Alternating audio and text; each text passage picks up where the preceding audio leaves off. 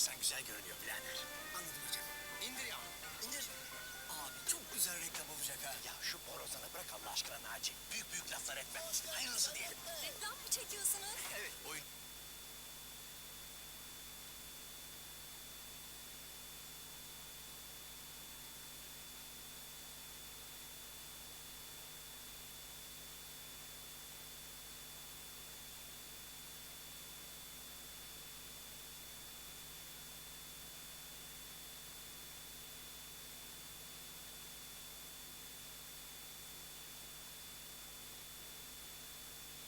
Yüksel yüksel yüksel. Hah, böyle iyi. Başka bir açıdan bakalım mı? Nereden baksan güzel görünüyor birader. Anladım hocam. İndir ya. Güzel reklam olacak.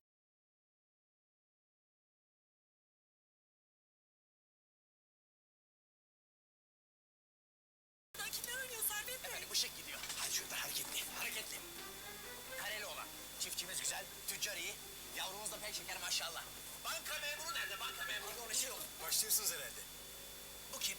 Banka memuruyum. Neredesin kuzum sen? Bir süredir buradayım efendim. Birazcık tıfıl görünüyorsun ama Hollywood tekniğiyle seni yaşlandıracağım. Pudra. Hollywood'da yapılıyor böyle şeyler. Belli bir yaşa kadar olgunlaştırılıyor. Bu çok oldu ya. Heh, bu güzel. Güzel. Önün delikli. Evet. Ezberin var mı? Bizim işimiz ezberle olmaz efendim. Ya nasıl olurmuş? Her şeyi ölçüp biçmek de olur. Mühim olan zeka, dikkat, iffet. Güzel. Göreceğiz şimdi hünerini. Memur yerinde. Bak şekerim. Burada hayalleri büyük insanlarımız var. Bakalım her birine güzel yanıtlar verebilecek misin? Servet Bey, ben oynamasam. Oynama zaten. Yaşa. Haydi bakalım.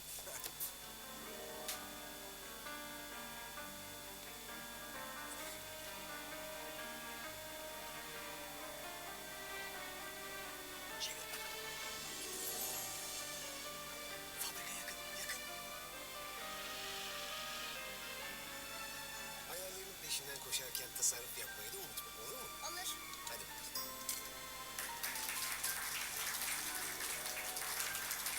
Memurun yüzü mü parlıyor? Parlama değil, alın teri. Ya aktör dediğin ışığını arar. Sen ışık saçıyorsun. Bu nasıl rol kabiliyeti birader? Rol değil efendim, ben sadece bu müesseseye yakışır biçimde davranıyorum. Bu bizim memur Bahri Bey değil mi? Memur Bahri mi? Sen aktör değil misin? Hayır, Oyunculuk hiç mi yok? hiç yok. 6 aydır iş bankalıyım. İş bankalısına. Anlamıştım zaten sahici tavrından. Abi, dekor da yıkılıyor. Yıkılsın be. Varsın yıkılsın. Bir yeri güzel yapan dekor değil, içindeki insanlardır. Hadi bir nefsi suret yapalım. Bir yeri iftihar vesilesi kılanlar, oraya emek veren, orayı büyüten, yarınlara taşıyanlardır. İster bir banka olsun, ister bir ülke. Türkiye'nin bankası 90 yaşında.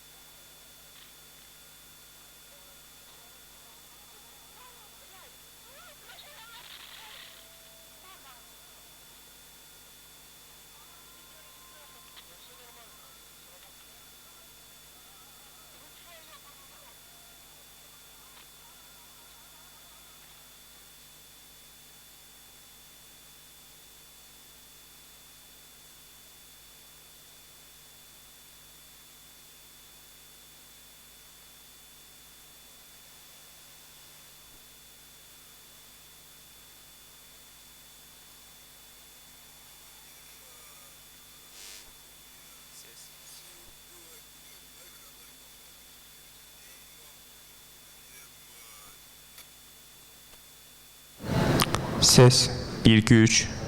Sound check. Ses deneme. Ses 1 2 3. Yes? Okay.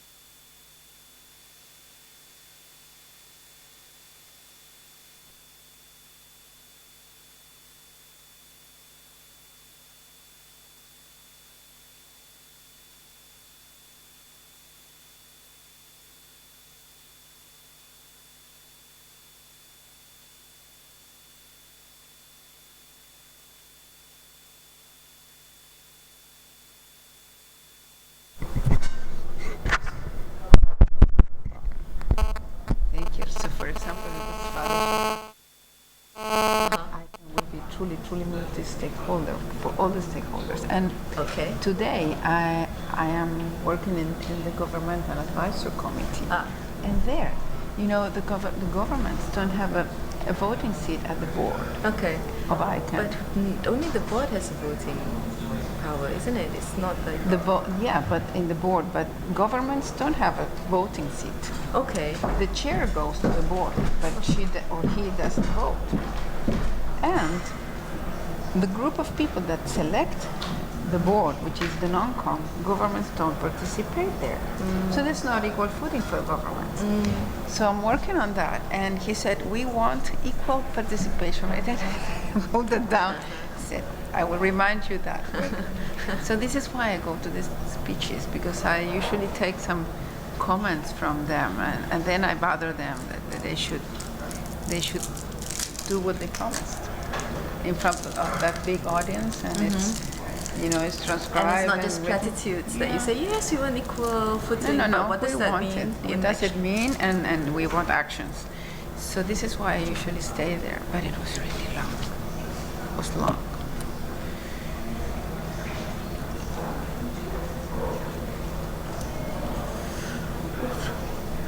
Does it work? Are we testing everything? I don't know. Hello? Hello?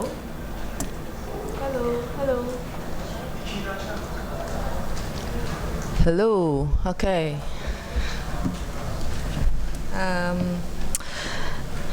Good morning. I'm guessing people are lost because this is like the most riveting session of the day, right? Like, what else could there be? Thank you for arriving early. I think we will sort of give it another maybe 5 minutes or so before we start. But maybe I will just introduce the session for today. This is the Gender Dynamic Coalition Workshop. So really, it's not so much a presentation as an interactive strategizing space for all of us to really think about how we can advance gender issues in the IGF as well as outside of the IGF throughout the year. But to help us get started, we have a great panel of discussants who will be sort of talking through some of their experiences and sharing some of their thoughts around what are the different dimensions of gender and internet governance. We will be talking a little bit around access issues, around content regulation, and then move on from there. And today we would also like to launch the feminist principles of the internet, which has been collaboratively drawn out at a meeting and further discussed at another meeting yesterday with about, I think, I can't really remember how many participants there were, at a full day pre-meeting, and that was really, really good, really looking at all the 15 principles, how it worked, and how it could be potentially useful. And then hopefully that gives us another about an hour to really just think through what we might want to take forward together. We also want to share with you some of the findings of the Gender Report Card, an initiative that we do with working with the Secretariat of the IGF since 2012, which is to measure the level of participation as well as how much gender is being taken up as an issue at the IGF. So and after that, we will really just spend some time discussing about steps you would like to take together, how would we like to strategize. Usually the Gender DC workshop happens at the last day, the afternoon of the last day, in which case we cannot strategize anymore. All we can do is just reflect and evaluate. So this is really nice that it's happening on the first session on the first day. So we actually have an opportunity to say, okay, we have some time in the next few days, what can we do together? So this is like a good thing. Deserves to be mentioned in the report, transcribe it. I'm sorry that the room is sort of organized this way as if, like, you know, like I am your master. But there's quite strict rules around moving things around because it's quite difficult in terms of moving the cables and so on. So we have to do like a little bit like you know, quite silly like this. We're like, hello, can you see? Yeah, hello. So this is kind of unfortunately this is when you know that infrastructure plays a determining role in your behavior and your interactions. When the infrastructure is built as such, there is limitations in terms of what you can do. But we are creative people, so we will try. Like so. Your neck is Your neck is always like a little bit like this. But we really want to make this quite informal and really quite casual. And please feel free to also like interject if you have questions you want to talk about, or if you want to points or issues that you really wanted to raise in this session. You're most welcome to do so. It's really like our collective space here. So. So with that, I think that took up my 5 minutes of wanting to begin this session, so that's good.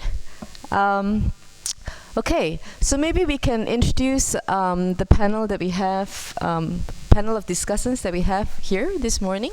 My name is Jack. I am the manager of the Women's Rights Program with the Association for Progressive Communications. We are a global network of organizations that look at access to ICTs for social justice, and my program in particular pays attention to how this then can enable women's empowerment as well as gender equality, how this can advance these social roles. And to my right is Olga Kavelli. Olga is an ICT and internet specialist with a huge range of experiences, and she is also the minister. I'm a mother. She is a mother. She plays football on Wednesdays. Engineer and a mother. She's an engineer and a mother and a wife and a minister. I work. Works in a ministry, advisor to the minister. What else? That's it. That's it? No special hobbies? You have to tell a special hobby so that, you know, we feel okay. Yeah. Music and what else? Percussion and films. Music and films. That's good.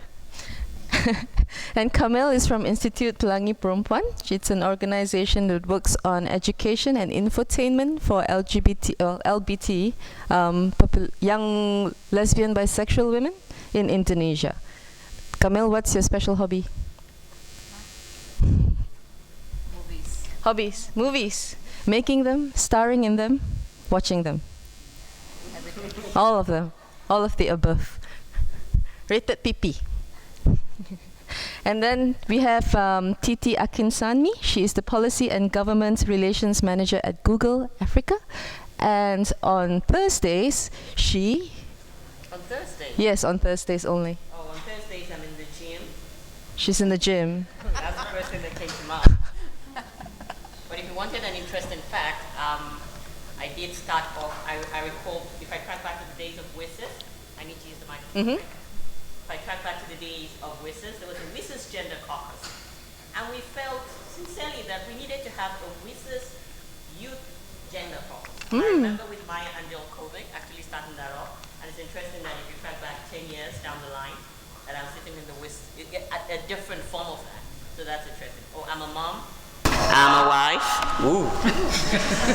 And in terms of hobbies, I actually like to act in movies. Oh, wow. Yes. And I did one recently, but I won't say the name.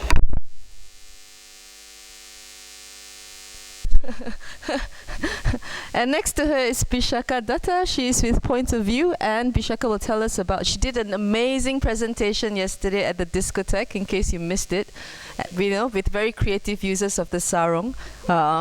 Hopefully she will give us another repeat performance at some point. But yes, Bishaka, what do you do on Thursdays? Okay, Tuesdays. We've got Wednesday, Thursday, yeah? So not Tuesday.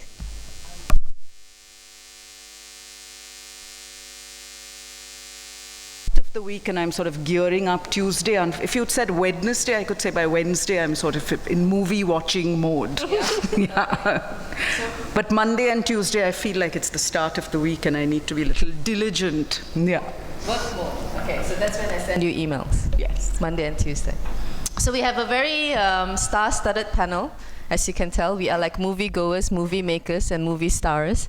And as for me, movie enjoyers, so it's good. And today we will be really, like I mentioned earlier, we'll be really just having a chat, talking about some of the key issues around gender and internet governance according to their experiences, and really try to like raise some of these things out. So I guess to start us off with, maybe you can tell us a little bit about your work and how does gender actually feature in your area of work. Maybe you can start, Olga. Jack. I want to thank APC for the invitation, and especially my friend Daphne, that she's sitting there. And she's a good friend of mine from Buenos Aires. And it's funny because I'm not a gender specialist, but I got involved in gender issues just by chance, and I've been totally captured by, part of my time is devoted to this. It was 2 times in my life that something happened. One, it was in WISIS, when I was called, I was the Argentina representative in WISIS, and I was called by our Ministry of Education at that time. And he asked me if we could introduce into the text of the WISIS documents the gender perspective. I had no idea what it was about. I am a specialist in infrastructure. I'm an engineer. And he said, well, there's a specialist that requested me that this is very important. It was Gloria Bonder. Maybe you know Gloria. She's a very well-known specialist. And she's from Argentina. And we went to the WISIS and we raised our hand and we talked about gender. And it was well received by everyone.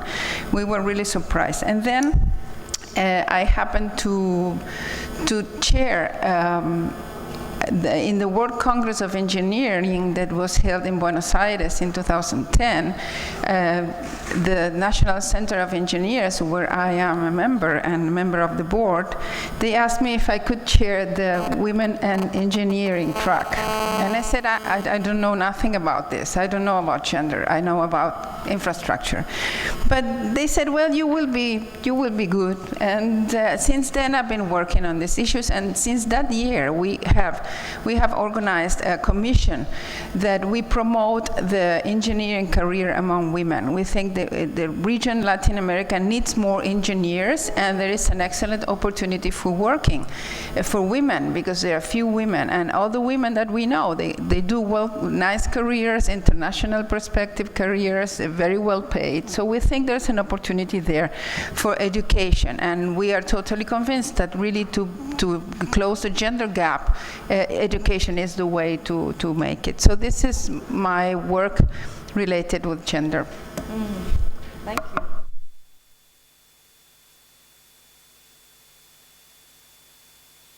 Yeah, that's really interesting, and I will talk to you later a little bit around, like, how to, I guess the whole issue around engineering and infrastructure is actually one of the most difficult thing to sort of cast the gender perspective of, in terms of like what are the key governance issues. So it'll be interesting to also like pick your brains about it later. Bishaka, would you like to share with us a little bit about what you do? Mumbai in India, and I work with a small non-profit called Point of View. Gender is very much at the heart of our work. We amplify women's voices, particularly around gender and sexuality. And in connection with digitality or online spaces or the internet, what we are now trying to do is really get gender and sexuality rights activists to start factoring internet rights into their work and into their concepts, because I think we are past that age where the offline and the online are separate worlds, right? They're completely integrated in most people's lives, including women. So that's one. And secondly, we're trying to do the reverse as well. We feel that internet rights activists also need to put gender and sexuality and many other things sort of at the heart of the concept of internet rights, right? Not at the side, not like as an add-on, but really at the center. And then the other way in which I work on gender is I'm part of the Wikipedia family. And one of our biggest concerns is that 85% of the people who edit Wikipedia are men. And it's a volunteer edited encyclopedia, right? Anybody can edit it. So who edits it sort of decides what the knowledge is that you find on Wikipedia. And so we are trying to get more and more women into Wikipedia. Yeah, but it's a big, big challenge. Yeah. Titi? Can you hear me? Yes, you can now. So I think for me, my work has been very deliberate around engaging with gender issues. I specifically said gender because, again, it depends on the particular context that you're in. But for me, even more particularly, is ensuring that whatever work that's being done is intricately linked with addressing the challenges that women and young girls face. As an organization, internally, we just, I'm not sure how many people are aware, we recently made public our diversity report card, just trying to look at how we are doing in terms of the numbers, actual number of women in the organization. And we recognize that a lot more work needs to be done. I think we're sitting at about 30%. Some would say that's not bad, but we know that we could actually do better. It should be an equal world, not one leaning in a particular direction.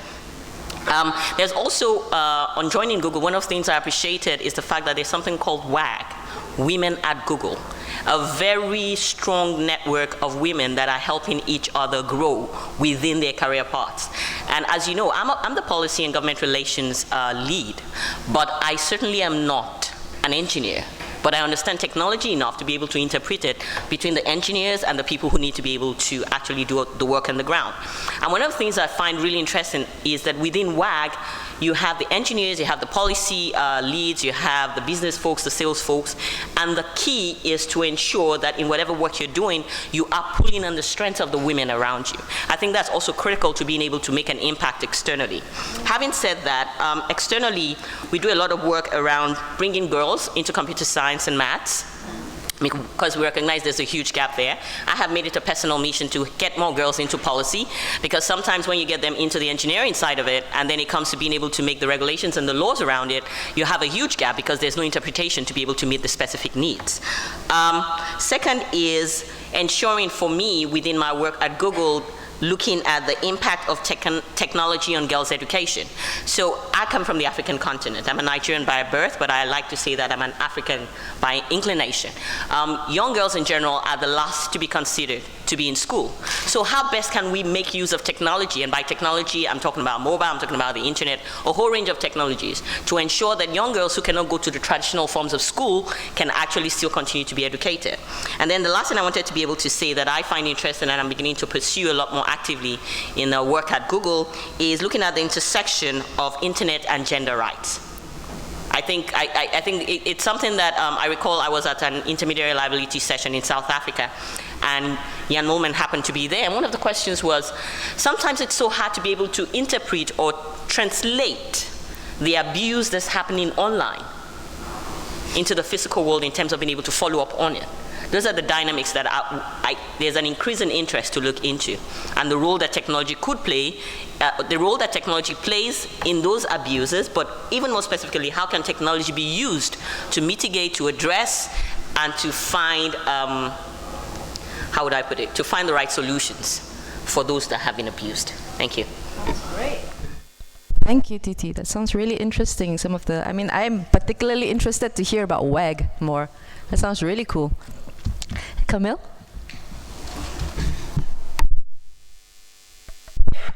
I'm Camilla from Indonesia. Well, basically, what I want to share is about our experience as a young lesbian and bisexual transgender in Indonesia, and we see that internet has an important role to advance of LGBT rights in Indonesia. For example, that how internet is being used to mobilize and organize the community, and also to disseminate information and education about human rights of LGBT. But since 2011, we found out that LGBT sites are being blocked in Indonesia.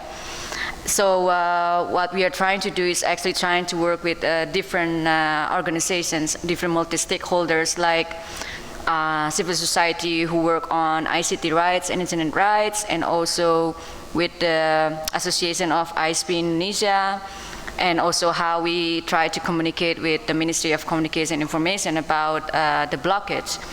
So we had several meetings and dialogue with them, and how to discuss and negotiate why they block our websites, and how is the regulation, and how did you make the decision. Well, it's really challenging because when we met them, they have a different perspectives. Like, for example, when we met the ISP, they said that, oh, the Ministry of Communication and Information asked us to block the LGBT sites because it's considered as pornography. Because it's mentioned in our pornography law that any kind of content related to LGBT considered as pornography, as it's considered as sexual divine. And in the other side, well, the ministry will say that, oh, we never say something to ISP. We never say that they have to block your sites. So they're like throwing balls to each other. But then it was a good meeting, for example, when we met the Association of ISP Indonesia. So we tried to talk to them that maybe because they are the umbrella or the association for the ISPs. So they said that, okay, we can talk to the ISPs who block your sites. But then there was no clear understanding or explanation that how is the process of the blockage and the accountability and the transparency of the blockage.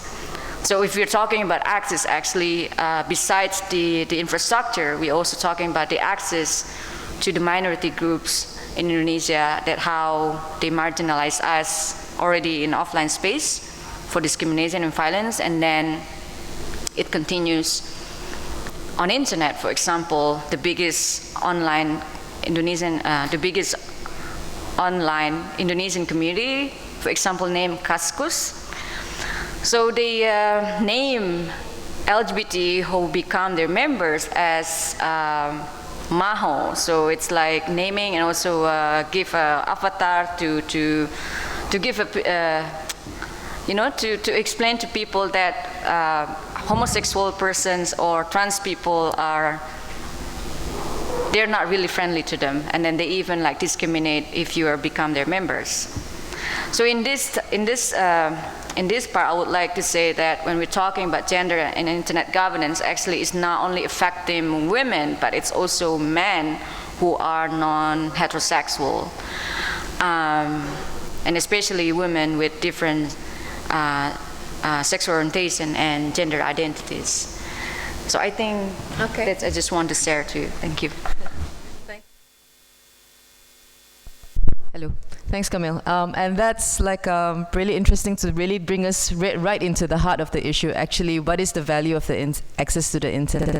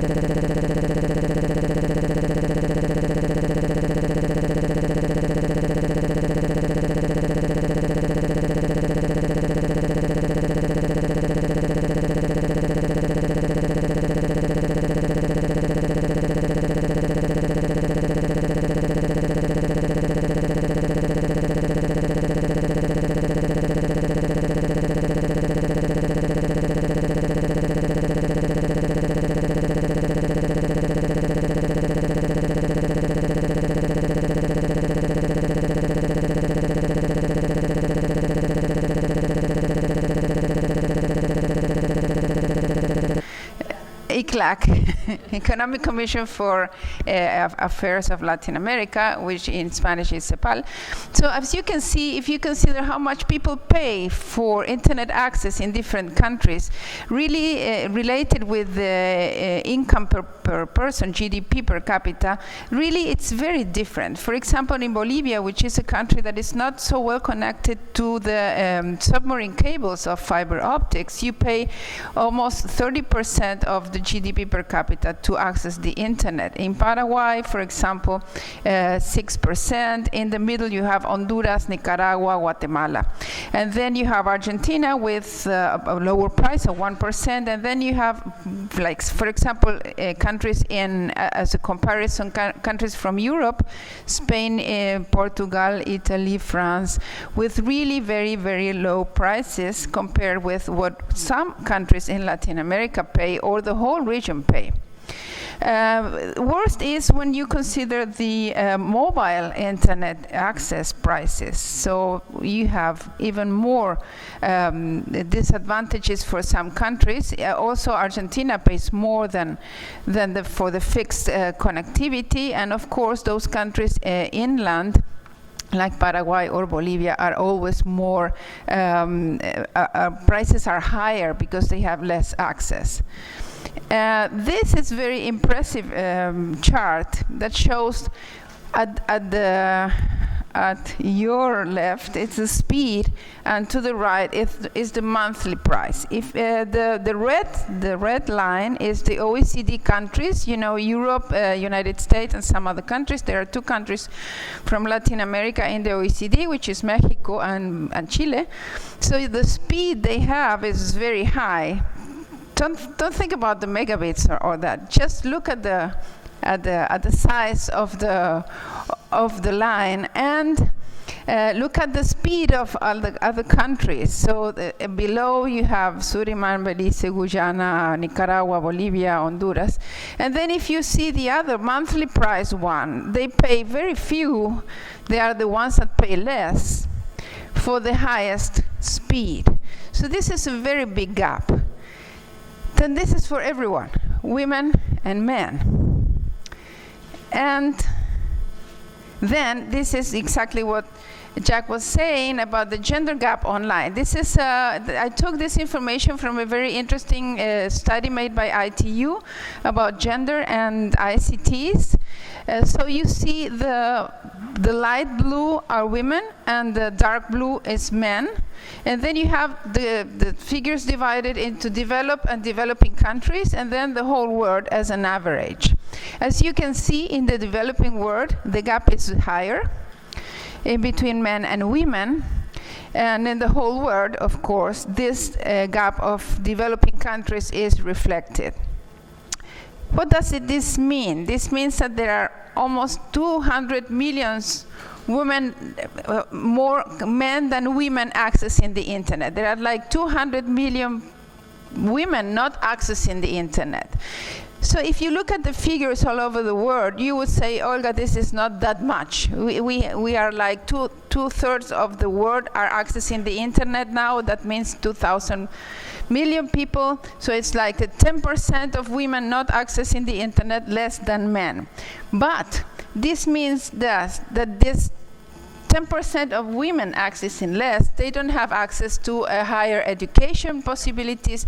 They don't have access to tools that can make them be entrepreneurs and have more economic freedom, and some of them will never have access to the internet, and some will do that later. And as we know, and we are totally convinced that the gender gap can only be really overcome with education and with access. So also there is a tendency all over the world of less people studying ICT careers and the careers related with technology, and this is higher in women. So what can the governments do? Many governments in Latin America are doing several things. In Argentina, there is a big project installing fiber optics all around the country. There you have the map of my country in the left. Then you have a very interesting program. I have seen the Ministry of ICTs of Colombia here in the meeting.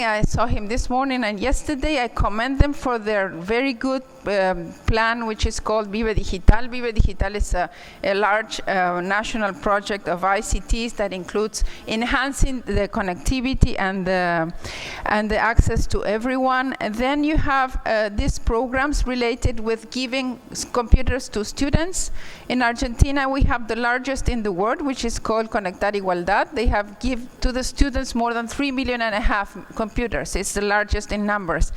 Then you have Plan Ceibal from Uruguay, which is very well known. It's very good, but it's very good for, especially for rural areas.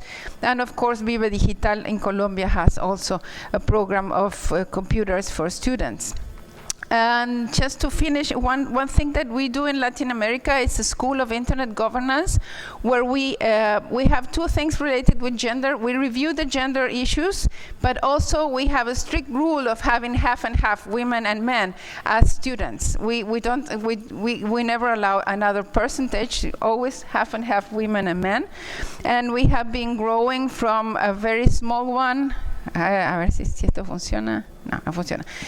We have organized it since 2009, and now we have trained more than, the last one was in the Caribbean, very interesting experience, very, very multilingual and multicultural.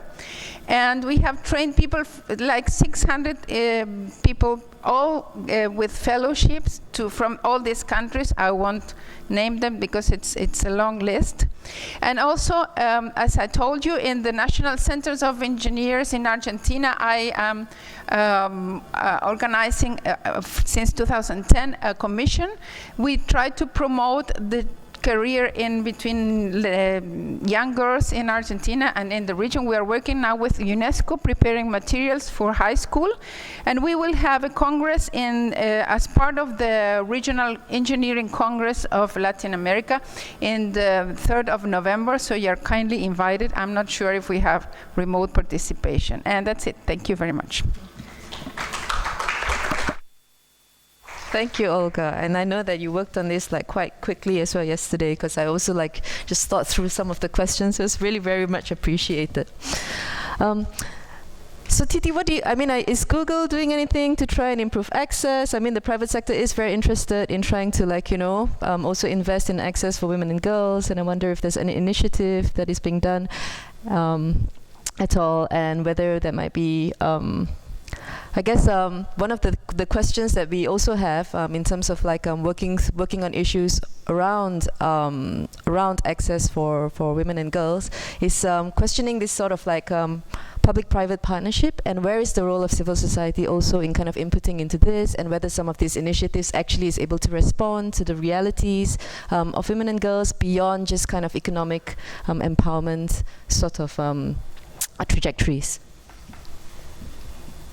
I will try and respond from a general access strategy and then speak to the specifics. And then I have a couple of questions that I think we need to be able to rethink the way we approach the issues around access to the internet and women issues in general.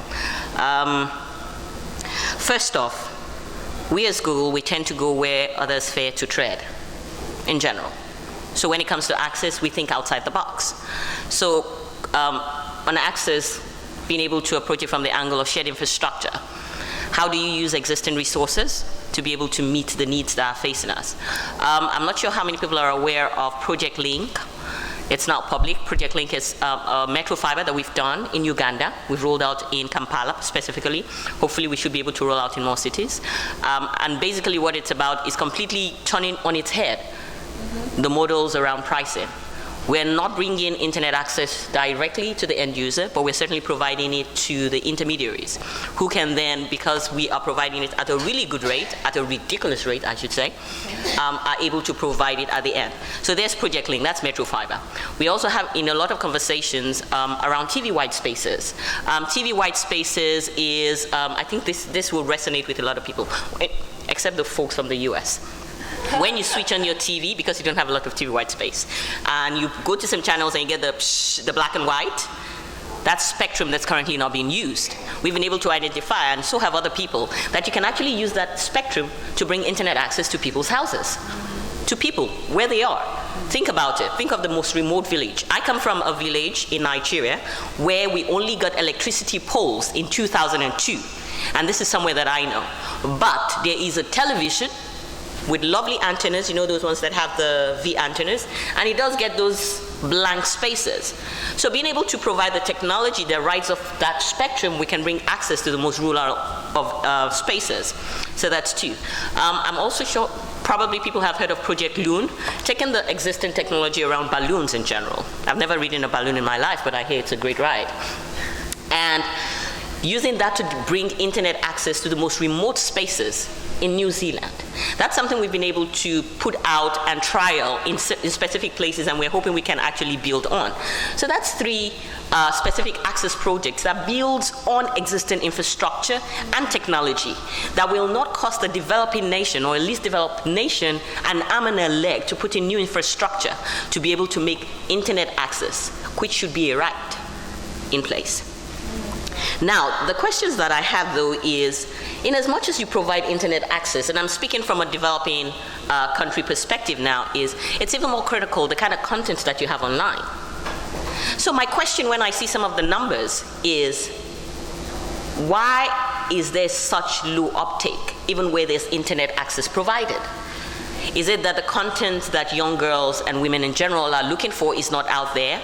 Is it that they don't have the requisite skills, the right set of skills to be able to access that content? Or is it that it's not relevant to the need that they currently have? My sister-in-law lives in the UK, and one day she posts a message on a social network and says, please, somebody send me the recipe for making, in my local language, it's called ila, that's okra, like a mixed okra. And instantly I told her, oh, just go to YouTube, you'll find a lot of videos. And instantly she found a plethora of videos showing how to make Nigerian soup. That's relevant content. She wouldn't go online normally. She wouldn't go to you for any reason. But she wanted to make a particular kind of soup. Now, some would say that's very traditional, she wanted to make soup. But in the same way, when my mother, who retired at 65, and I like to use very practical, personal examples, because sometimes it helps to translate to what we need to do. She retired and she decided she was an English teacher, or she is an English teacher. She wanted to be able to do more. And I said, look, you have a really good skills. Why don't you just sit down, record yourself, and share the knowledge? She didn't want to be paid, she just wanted to continue teaching. And she thought, that's uncomfortable for me. I sit behind a camera, I record myself, and then I share that content. So that's a question we're not necessarily asking. Are women in the space where they feel comfortable? Even when you've equipped them with the right skills, the right knowledge, they have the access to the technology, are they comfortable to sit in that space? Are they willing to take up that role? I think those are questions that we need to address a bit more, in as much as we bring more access. And then the last part I wanted to be able to speak to, which you alluded to, is looking at the economic impact of the internet in the lives of women. So there's been a lot of rhetoric around the economic impact of the internet, how you bring innovators in, entrepreneurship, etc. But how does it make economic difference in the life of a woman? Be she a professor, an engineer, a policy person, what makes a difference when you have access? Unrestricted access. Is it on your mobile device? Is it at home? Is it in a shared resource space? What is the actual economic impact? If we're able to demonstrate that, I think we'll be able to make a bigger case to actually have access that's specifically directed at women. Okay. Thank you. Thank you. And I think maybe beyond economic impact as well, it will also be good to be able to measure and articulate what is the impact to the advancement of women's status in society as a whole, no? So even in terms of like, you know, her capacity to be able to participate in the production of culture, to participate in politics, to really like engage in all of these different aspects as well, which we really don't think about so much when we're trying to measure impact in terms of access. And I'm also really glad that you raised issues around, it's not just about access to infrastructure, but it's about access to content and what kinds of content and the different types of barriers that you might face, which I think, Vishaka, you'd be like really great to get your thoughts around this. Okay, so totally with everything that's been said so far, I just want to add a little. So I think one of the issues is if we, sorry, is this not? Yes, now it's on, right? I can hear myself. Okay. So I think if we look at access from the point of view of the end user, it's first infrastructure. And I think there's a question there. For instance, in India, we now have about 200 million broadband connections, but I think we have 950 million SIM cards being used. So I think the bigger question around technology is what direction do we really go in? Do we want to continue emphasizing broadband? Do we really want to look at mobile technologies? We also have Mozilla recently introduced just last week the cheapest smartphone in the market in India, that's $33. Because India is also one of those countries where even though we have 950 million SIM cards in use, most of them are for feature phones, very few are for like relatively a small proportion for smartphones. And we're one of the countries where even people who have smartphones don't have data plans. It's very expensive, so people use free Wi-Fi wherever they can, right? So that's sort of a bigger technological question. I'd be interested in hearing your thoughts. The other thing is, I think, even once you do have the technology or the infrastructure in place, one of the biggest barriers of like actual access, right, is language. So we recently did an experiment where we taught a group of rural women journalists, you know, with not very high levels of education, to use the internet. And the biggest barrier that we found was, so for instance, we taught them to do a Google search, right? Because that's a very basic function. Is that if you search for information in English, the amount of information that you find is like 1,000 times more than if you were to look in some sort of local language.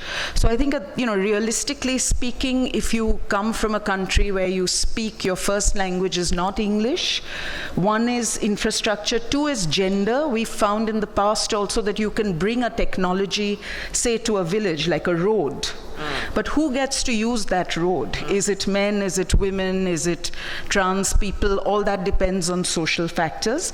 And the same holds true with internet technologies, because we have a lot of shared computers, particularly in poorer households, where of course automatically preference is given to the boy or the man in the household.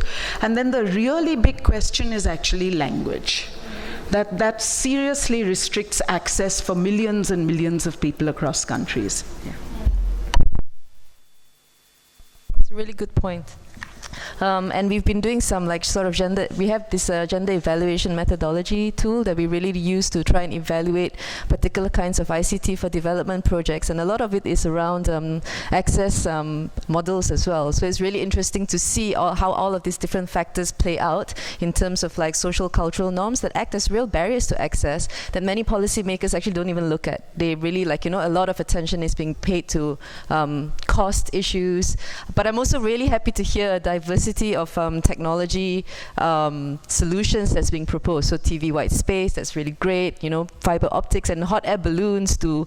That's just really exciting, like really creative ways of thinking about how can we bring access beyond just this kind of, sometimes it becomes a trope, no? Like, yes, it's only smartphones and smartphones is the way, and then you go a bit nuts, like, okay, it's not the only way, let's think about something else.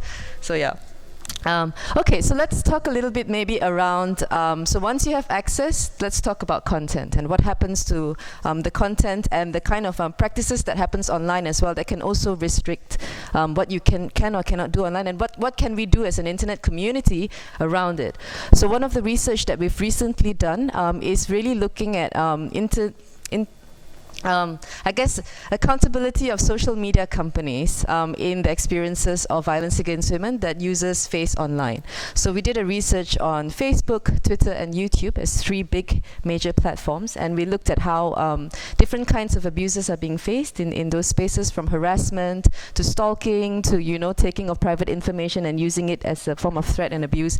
And then what are the responses available in order to be able to, I guess, access some kind of redress, whether you are able to let this situation stop, or whether you're able to just take some kind of action around this. Because we know from previous research, by different organizations and groups as well, that these kinds of acts of targeted violence towards women and girls online also narrows their capacity to be able to participate on the internet as an emerging public space. So whose responsibility is it to deal with this? Is it a joint responsibility? Is it the role of the government? Is it the role of the people who are providing those platforms, social media companies? Is it a joint responsibility? What can we do around this? So maybe I will get who would like to take a stab? Olga, okay. I think it's a very important, and the point that you made about language, I was right in language because just in the moment before you said it, because it's a big issue, and not only for those languages that are spoken by very few people. It happens with Spanish, that it's spoken by millions of people. If you go to Wikipedia and check how many articles are written in Spanish, and you compare with Polish, German, or other languages, we are really behind.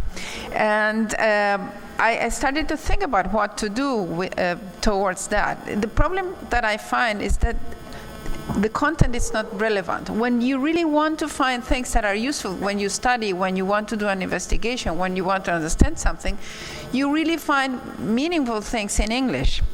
And then if you're able to read and write in English, then you access that content. And if you don't, then you miss that. So one experiment that I did with my students, I used to be a teacher at the diplomacy career in Argentina. We had a lecture about technology, and so the obligation that they had to do was to write an article in Wikipedia, but it had to be a relevant content as an academic content. The teachers review the content, and the obligation was that it should be related with technology and Argentina, or with technology and Latin America in Spanish. That was the idea, and we did very well. They produced fantastic content. They were very happy that their contents were in Wikipedia, and they thought that was very important because it enhanced the content. You couldn't imagine that it's so difficult in universities to promote this. I could only do once.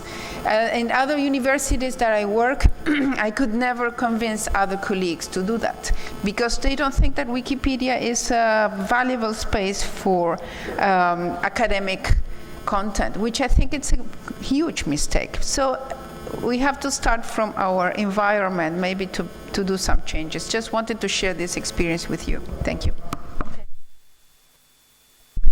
So moving back to language access and content and relevant information, beyond looking at the kinds of like threats that actually also act as a kind of barrier, we can go back to that, but maybe we can also talk about the 15% of content on Wikipedia and women, and actually what are some of the challenges and barriers to that, and maybe also like the culture of content communication online and how that influences this.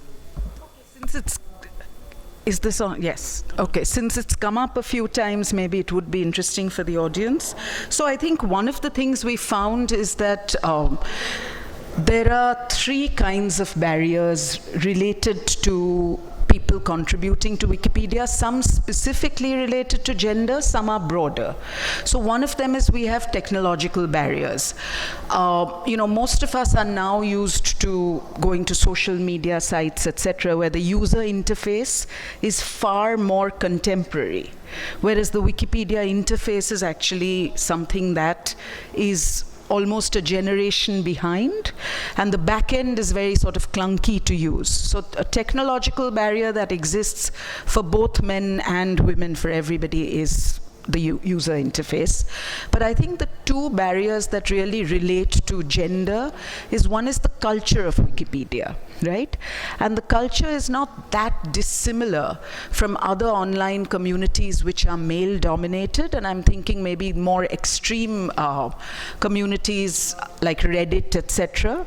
But on Wikipedia also we have a culture which is which is not conflict averse at all, right? And we know from lots of social studies, etc., that women do not like to sort of knowingly put themselves in situations of ongoing conflict. Whereas, and it's very funny because I consider myself part of the women's movement and the open knowledge movement, and I see both faces. So, you know, often when we're in women's rights movement meetings, I feel like, oh, there's too much solidarity. We don't disagree with each other enough, right? Because we want to sort of be sisterhood is powerful type of stuff. And then I go to some of the Wikipedia stuff and I'm like, oh my God, there's too much disagreement. We don't agree enough. And that's part of the sort of gender problem as well. And I think the third thing is really a social issue, which is a socialization issue, is that from, you know, we as women have been brought up not to think of our sort of ourselves as knowledge creators in a sense, right? Because the way sort of authority has come down vis-a-vis knowledge is very male, etc., etc. So I think we really have a genuine difficulty saying, oh my God, we have something to say that should be taken seriously by this world. And just to go back to the experiment that I was telling you all about, you know, teaching rural women journalists to use the internet. One of the most interesting things is that when these women who were previously not literate became journalists, the hardest time they had was actually writing editorials in their newspaper. Because again, to write an editorial is a little bit conceptually like writing a Wikipedia article. You have to believe that what you have to say actually matters, right? It actually counts. And that's something that women have traditionally been told, that you don't count, your voice doesn't count, what you think doesn't count. So it's sort of this deep socialization thing. So that's just the wiki part of it. Yeah. Yesterday at the discotheque, there was a very interesting concept that I also heard, which is around how to circumvent self-censorship. And it's very interesting. A lot of the conversations around censorship is very much on state censorship versus the individual. And then later you think about actually what is this impact, and you worry, and then you think about self-censorship and then how to deal with this. And not really dealing with the socialization aspect of it, or the kind of like, sometimes it's really about also dealing with the emotional barriers as well, which is so not seen as important. It's just completely depoliticized, but it's such a huge chunk that we need to kind of overcome,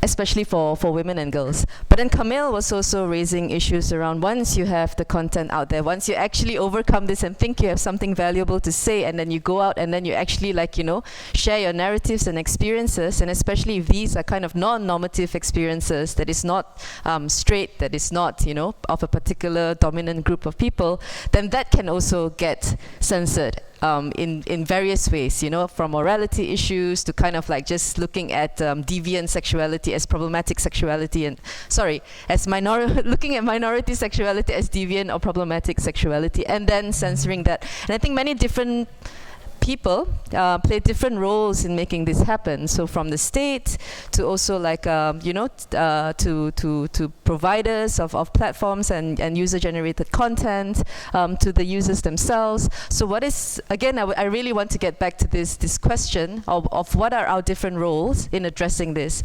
Who's, you know, how do we be accountable to ensuring that there is a diversity of unheard narratives and stories and experiences online? Because that is the promise of the internet, I suppose.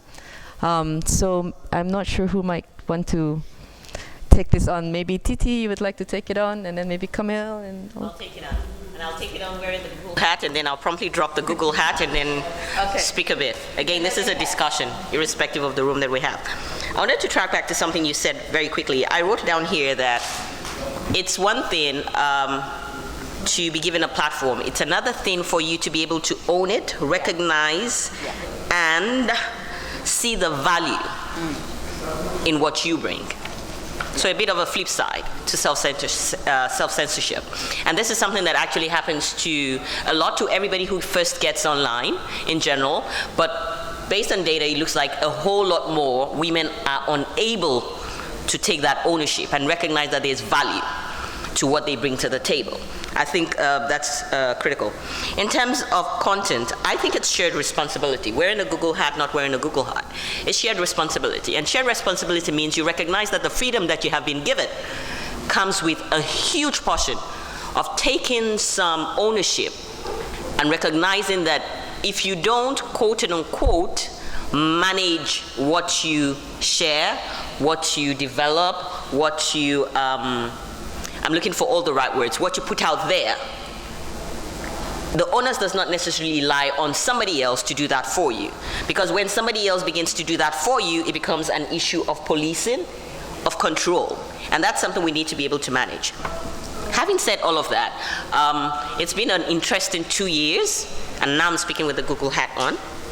It's been an interesting 2 years in that it has emerged that not only has a lot of the rhetoric around being able to manage content been circumvented in some ways, but that particularly technology companies need to do a lot more in ensuring that when data has been shared, that it is safely guarded. So it means that we need to continue to be innovative. So it's beyond encryption is ensuring that there's a lot of innovation around how we manage the data that we, as a Google, for example, gather. So a lot of the work we've done in the last 2 years is increasing encryption. Previously, encryption between emails was optional. You could choose as an end user to either encrypt your Gmail or not encrypt your Gmail. Now it's not an option. Everything gets encrypted because that way we can safeguard. But I think you can still choose to unencrypt. But how many people actually get to that point? So part of taking responsibility is also recognizing the platforms that you use and where you provide your content to. Do you fully understand the terms and conditions? But the onus also then lies on the provider of the service to ensure those terms and conditions are not onerous. In terms of the role of the different players, government has a critical role to play, but that role does not translate to a throttling of innovation. Sorry, what did a throttling. Yeah. So throttling in terms of completely making it inaccessible. When you throttle something, there's no free flow. Regulation walks a thin line between content management or content throttling completely. And I think that's a role that government needs to find a better understanding of how they need to play it.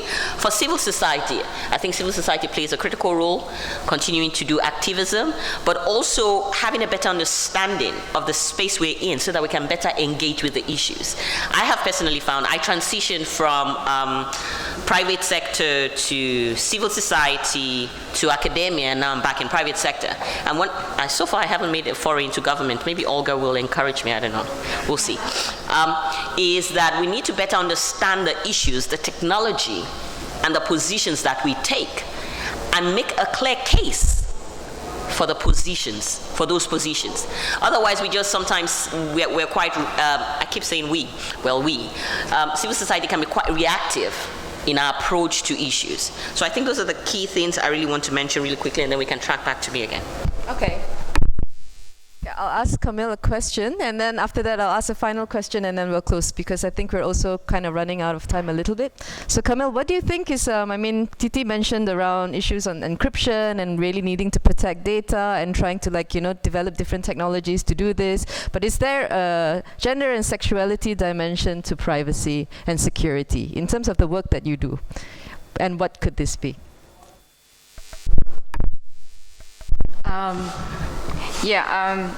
I would like to continue what Bisaka told us before about the language, because actually, for me, as a personal and also as community, sometimes most of the information and education about LGBT rights are in English, right? So that's actually what one of our organizations from Indonesia, the LGBT organization named Our Voice, one of the representatives here, what they do is actually they are trying to translate all of these materials from English or French into Bahasa Indonesia so that the community or LGBT individually, they can get access to that information. So from that information, actually, they can widen the network from as an LGBT organization, but they can also collaborate, working together with other human rights groups. This is how their website is a very powerful space for them to organize as LGBT community, but also trying to engage with other human rights activism in Indonesia. And then when it happens that in 2011 they found out that their website was blocked, in that time, maybe internet governance is not really friendly language for people, especially LGBT, and also I think in wider human rights activism, also internet governance is not really clear or known as part of human rights actually. So what was the suggestion at that time? Because they want to continue their activism, they said that, well, we decide to just move our domain and hosting with other name, and now their website is changed into Suara Kita, it's our voice, and now they change it into Bahasa, suarakita.org, so that they continue their activism, and then they can continue to mobilize the community. And then in the other side, the other LGBT activists said that, well, just change the provider. If this ISP block us, just change, because the other provider does not block us. Which I think it can be or you can use Tor, for example. So what is circumvent? Yeah, the circumvent tool, so that you can move your IP address, and then so you can still access the LGBT sites what was blocked.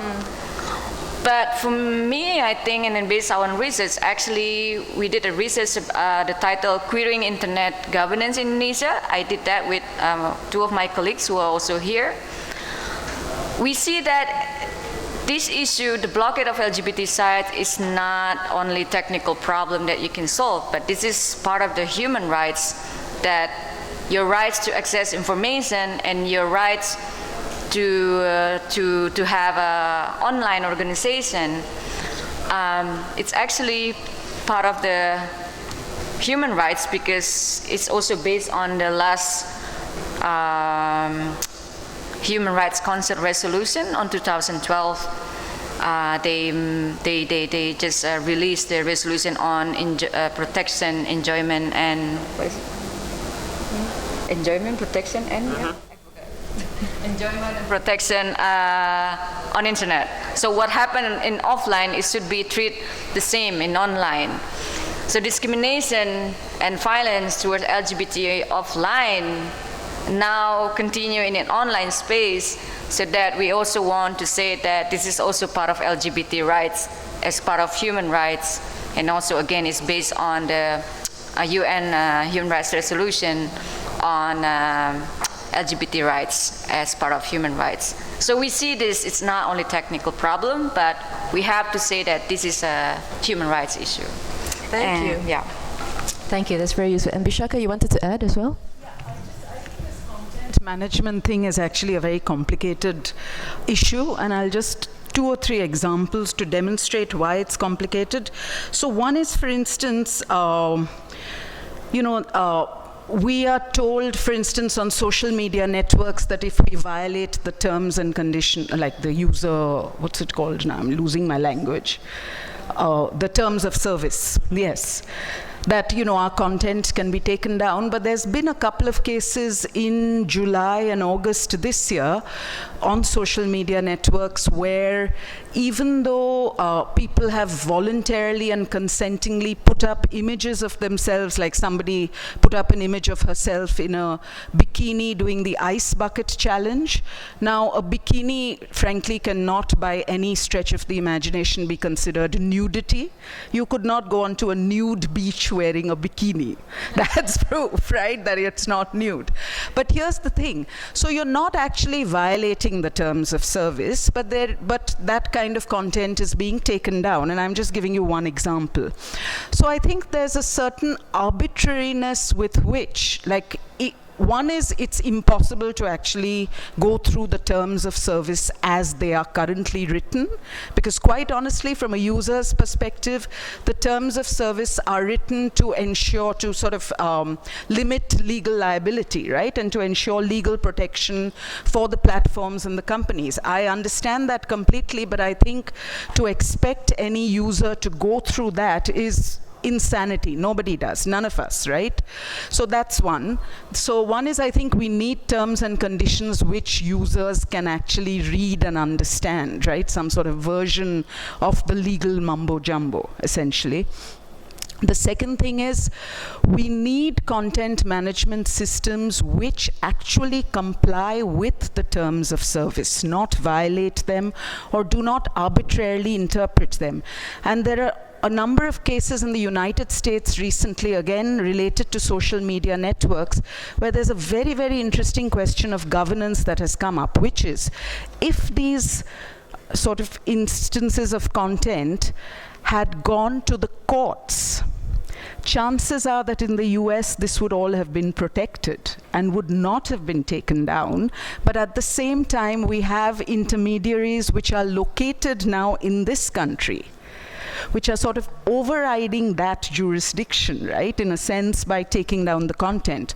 I don't know what the answer is, quite honestly, but it's a very complicated question, so just wanted to flag it and to say that something we need to really watch out for is that I think a lot of the platforms are becoming as big as countries and sort of assuming governance.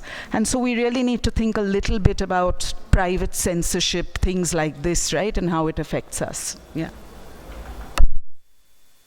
Thank you. Yeah, absolutely. So really, it is a very complicated issue in terms of, can you hear me? It is really a complicated issue in terms of what are the key issues and what are the gender dimensions, what are things to be considered, and all of the different elements around what even makes up like governance of this internet that we're thinking about and the different components of it. So for example, from infrastructure to the different levels around it, and I know that Olga is very active in ICANN and the complexities around that as well. How do you even bring a gender dimension into issues of operations of the internet and technical aspects, to content where companies are as big as countries, and what jurisdiction do you run under? How do you even think about issues like this? Who's making decisions? Is it the engineers within the company, or the policy, or the team of people that's being hired out? And where do civil society feature in all of these different decisions? To behaviors and interactions, where it's about laws and it's about policies, and how do we regulate when certain kinds of violations of rights happen.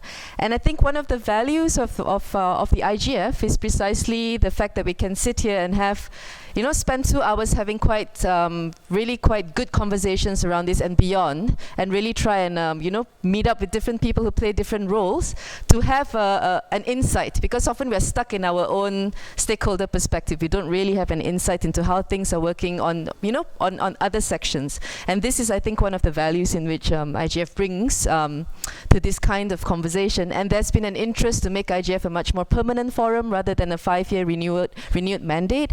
And I wonder, for all of you, as a last thought, I suppose, what do you think is the value of this space? Maybe even for Olga and Titi, I know you actually invest in internet governance schools for different, for in Latin America and in Africa. So maybe there's time for an internet governance school for women.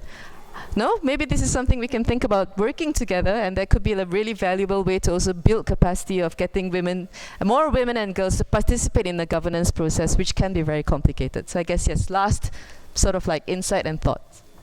Can I? Yes, please. Thank you very much. You really make a very good point.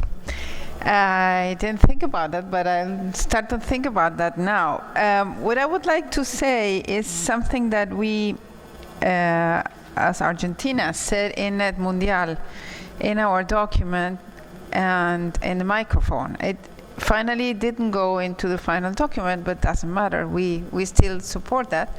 Is that there is a huge lack of women participation in leadership positions in the ISTARS organizations.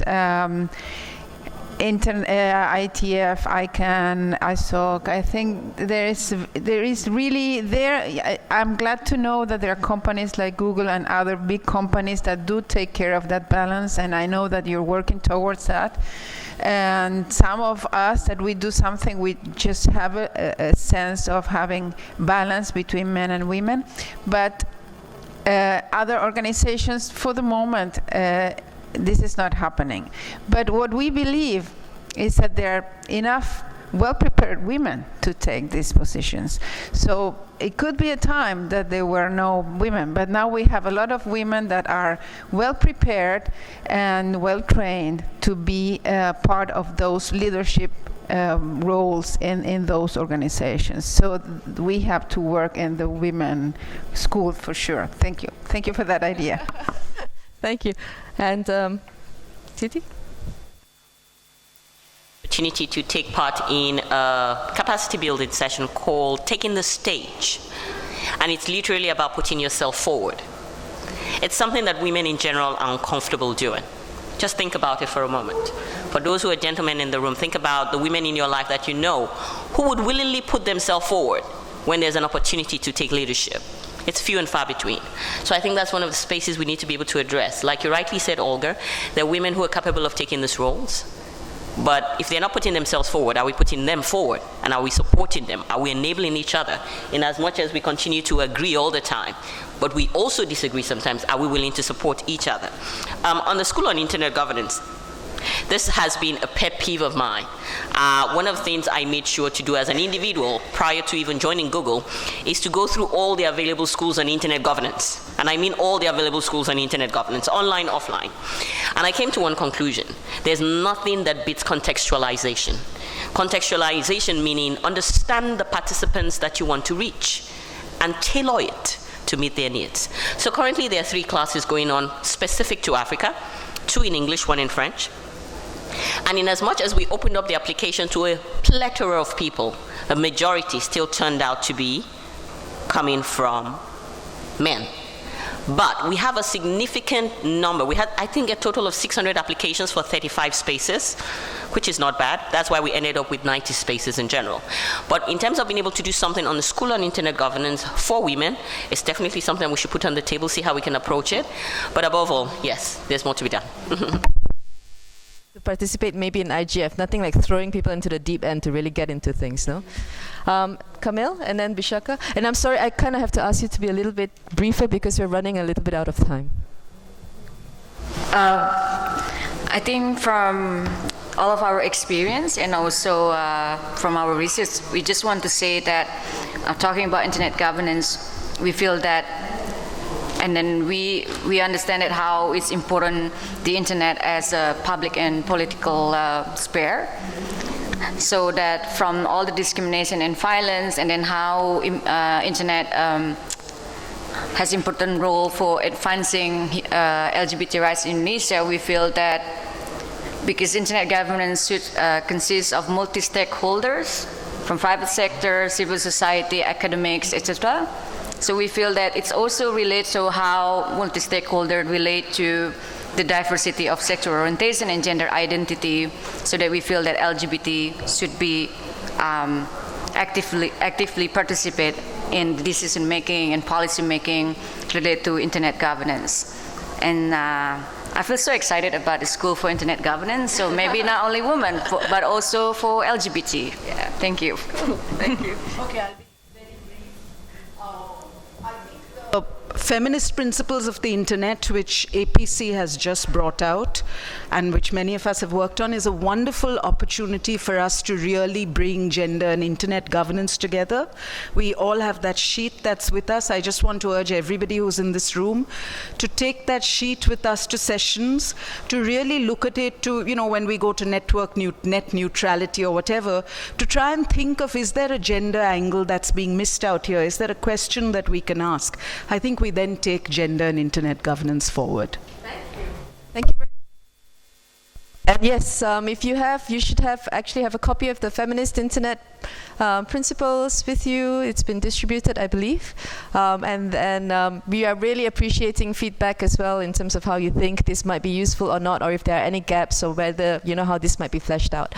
And so first, the session hasn't ended. Just the presentations. Don't leave the room yet. I just wanted to say thank you very much to the panelists for the discussions, for really brilliant thoughts. So thank you. Clap for each other. Round of applause. And then we're going to leave this this stage and hopefully have some roving mics. Do we have mics? Microphones? I think we can hear us. Yeah? Yes, we have microphones. Good. So then we will just walk. And so now is the time. If you have any thoughts that emerged in the discussion, if there's anything you would like to say, we will spend about 15 minutes just having a conversation, and then we will present to you some other findings from the gender report card. Thank you. And I will leave this. I'll come out. Thank you very much. That's really amazing. Thank you. Thank you. Yes. So Can I help? not finished, but panel finished. Yes. So that we just participate. I guess. They're moderated, yeah? And I don't know if they do it. All right. All right. Introduce yourself and. So maybe should I? Or? Hello. Thank you very much, and thank you very much for a lot of insights and projects that you shared here. And I'm Thomas Lamanauskas from International Telecommunication Union, and I think the lot of work that's being showcased here shows also how we still bridge the gender divide, but not only in terms of using and more women online, and we've done studies that shows there's still 200 million less women now online than men, but also in terms of empowering them. And here I just wanted to offer, for anyone who's interested, another opportunity to showcase that and present. So ITU, together with UN Women, launched the Gender Equality and Mainstreaming Award, and nominations for that award are now open. So they're open until this Friday, so it's pretty soon. They're closed. We might extend that for one more week, but that's last thing. We already have around 80 nominations from around 40 countries. There are 7 categories to present those nominations, from women empowerment and political and social sphere through ICTs, to economic empowerment, to the bridging digital divide in terms of the access. So I think everyone can find, interesting points there. Civil society is both welcome to nominate and be nominated. So we really welcome those nominations. I look forward to that. And the first awardees, this is the first year we're doing that. The first awardees will be announced on 28th of October during our plenipotentiary conference in Busan in front of all the members, 193 member states. So I think it's again a good opportunity to showcase that great work that you all are doing. Thanks very much. Thank you. The ITU GEM Awards. Please nominate your awesome projects. Yes, Manavi. Thank you, Jack. Yes, I'm very interested with this section when we talk about for internet government, how gender mainstreaming into the internet governance. We talk about the content, we talk about the ability of women to access to the internet as well. So I think that this is we need to have a very strong civil society to do advocacy, which we are now working on. But it's not enough, because we have seen already at the UN level, they have also a CEDAW Convention and Beijing Platform for Action, in which the signature countries, some they comply with all these international convention, but some are not. So I think this is very important if civil society in each country to lobby their government to integrate gender mainstreaming or integrate gender and ICT internet governance with gender sensitive into their policy and also into their or any regulation that's supportive for women.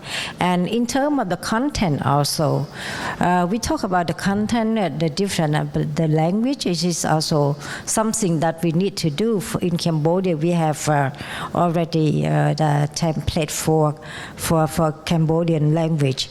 So in terms of the content related to Beijing Platform for Action that urge the party to promote the participation of women in media. So as much as we have women in media, then we can have more content about gender sensitive. Thank you very much. So engaging with existing kind of like state mechanisms to also like sort of more, yeah. I need another mic. I think, is there another mic so that we can have one roving mic and I can hang on to one mic, so I may have to cut you short if I have to. It's a power thing, okay? I'm sorry. Thank you. Okay, so quick comments around what do you think are key issues, quick responses, things you might want to share. Yeah, okay. Quick comment. I want to link about the internet right with the economic right, especially for TT and any any people here who has a capacity to support the poor woman. Like the most of the poor women in the world, they struggling their life through the economic creative, through the small enterprise.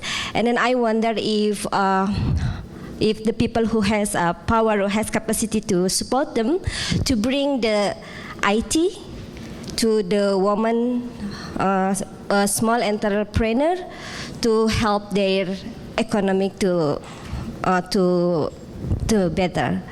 Because today also the small entrepreneur is very struggling with the greedy economic policy in the world who also using the IT. Thank you. And I refer you to Feminist Internet Principle number 7. Okay, right. My name is Gayatri from Southeast Asian Press Alliance. A very quick question about the content generation, access to infrastructure. I think part of the problem also is that those who decide and those who are providing those infrastructure are still very much within the dominant paradigm, still very patriarchal. So even though there are more initiatives to try and provide infrastructure and access, so the people who are still in charge of it, unfortunately, use very unfair, unjust, anti-human rights standards per se, but definitely not taking gender into concern. So I think it's also part of the problem in a lot of these areas in Southeast Asia, that it's still the same people, so need to think about that. So we need to have different people who can inflect the decision making with different kinds of values and norms, basically. Becky. Hi, I just have a quick announcement. My name is Betsy Brayman. I work with the U.S. State Department at the Bureau of Democracy, Human Rights, and Labor.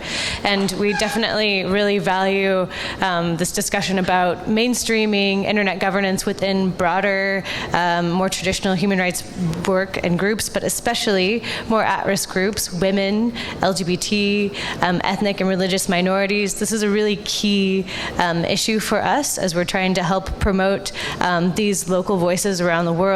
Right now we have an open solicitation and people can apply for grants that are focused on advocacy. There are other things that we fund as well around digital safety and technology development. But in terms of this crowd, I want you to be aware of that. Those applications are due in December, and you can find information about that at the State Department website, www.state.gov. So feel free to talk to me about that later. And we really hope that more and more groups like yourselves will be able to be a part of that. So thank you. Thank you. So now that we're really sort of going into things that we might be able to do in our individual capacities, maybe it's a good time to turn the conversation to what can we do together as a coalition. Because the Dynamic Coalition meets every year at the IGF. We really try to strategize on stuff that we can do together. We're not too good in working together in between IGFs, I have to say. We sort of go off into our own spaces and do our own things, and then we come back and report back to each other on what we've done, which is not a bad thing, but maybe there are other ways that we can explore, doing much more concrete things that we might be able to want to do together in between from now until next year, perhaps to address a specific gender and IG issues. Maybe one of the initiatives is to let's explore whether it's possible to organize IG school for women. Is this something that we might be able to, amongst all of us in this room, maybe it's possible for us to join resources or capacity to think about this, planning for this in time for the next IGF, to really identify ways to get advanced more women to participate in this space. So I will now leave it open for more suggestions and discussions on actually much more around rather than sharing insights and thoughts, but really thinking through strategies. What do you think? What might we want to do together or individually even for the next 5 days, throughout the IGF? Maybe there's something that we can note together. One of the things we would like some help around is around the gender report card for IG. for IGF. So this is something we've been doing every year. There is a link. All you have to do is every single session that you participate in, just to get a sense of what is the ratio between women participant and men participant. What is the, roughly. And then whether, to what extent was gender raised as a topic of analysis or discussion. That's kind of it. And that will really help us to get a sense of whether things have shifted or moved or not. So that's one suggestion we would like to share with you. Any other thoughts?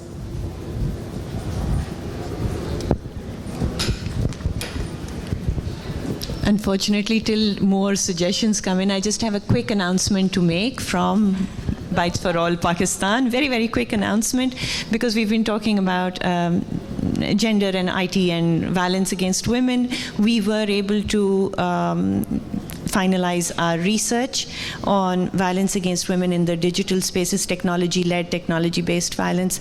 And I have copies here of the report we have made, and we just wanted to announce it and let you have it as you finish the session.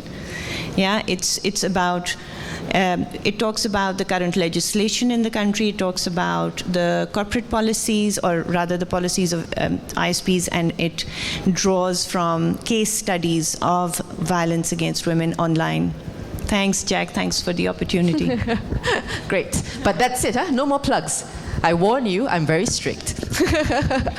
Laura? I'm thinking that, coming up with ideas right now real quick is like, I don't know, So why don't we plan in these 3 days to meet like a smaller group and talk about this and make a real plan? Because plans like this, like, oh, I should do this, then in 1 year nobody's going to do anything. Okay. For real, it's not going to happen. Okay, I like that plan. That is a great plan. So that is a plan to plan. Every day we have one. We have lunch, so whomever who would like to make it can make it. We will meet at the APC booth. So APC has a booth. Let's just make that as a meeting point. So if you would like to meet up and plot some more, just meet up every day at 1 o'clock at the APC booth, and then we will have smaller groups of collaborative plotting. Sorry, what time is lunch? 12:30. I lie, 12:30. I said this last year and I'm going to repeat it. I think that if you don't have the media to report on all of this, I think the gender report card and everything is great, but it's not getting out. So I really do think that journalists need to write about it. Okay. So we need a media strategy. Will you come for one of the lunch groups in which you will help us draw out? We have a bit of, we have an... Okay, so... SIPA will bring 4 journalists to one of the lunchtime meeting. If there are any other journalists amongst us here, are there any journalists amongst us here, or media practitioners? Bloggers? Yeah? So maybe this is one thing that we can do, like as bloggers, media practitioners, content creators, we can get together at one of the lunchtime, which Gaia will tell us when. Gaia 3 will tell us when. And then we can think through like how to get the message out a little bit more strategically and tactically.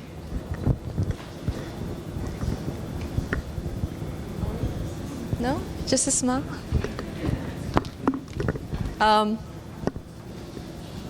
Any other thoughts or suggestions or ideas? We still have about, how long do we have? No more? Is it not until 11? Oh my God. Someone lighting us. I apologize. I really thought that the session was until 11 and we have like a presentation that we want to share with you, but it's not possible now because I think... but please go to genderit.org. We really analyzed the results of the gender report card from last year and the year before as well to see whether there's been any shifts in terms of participation of women and inclusion of gender. Yes, the Gender IGF report card. So please go to www.genderit.org, and we have a mailing list where we participate and have discussions around things. So please also join in the mailing list. We will probably add you if you've come here, and then you can let us know if you want to unsub. So there is a sign sheet that's going around. And yeah. Sorry, is there anyone else who wants to say something before we formally close this? Yes, 3 minutes. Okay. So we were supposed to launch the feminist principles of the internet. Here we are. We didn't really have time to go through it, but consider it launched. Please do pick up a copy as you're leaving and come and find us at the APC booth for any more information. Thank you very much.